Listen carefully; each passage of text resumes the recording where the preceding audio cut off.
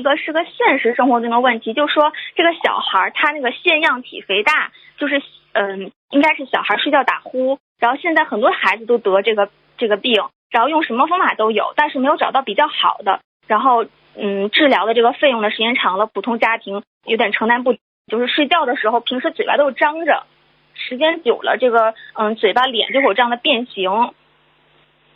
我告诉你，然后就想我告诉你，就是坏习惯养成的。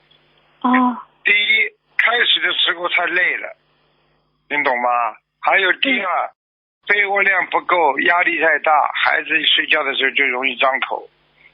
还有，孩子晚上吃了东西睡觉，嘴巴也会张开的，听懂了吗？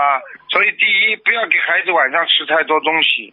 第二，告诉他，你多难看的，嘴巴张着，学给他看。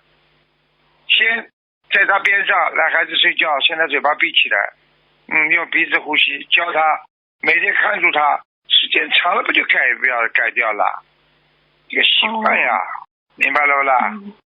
明白了。明白了。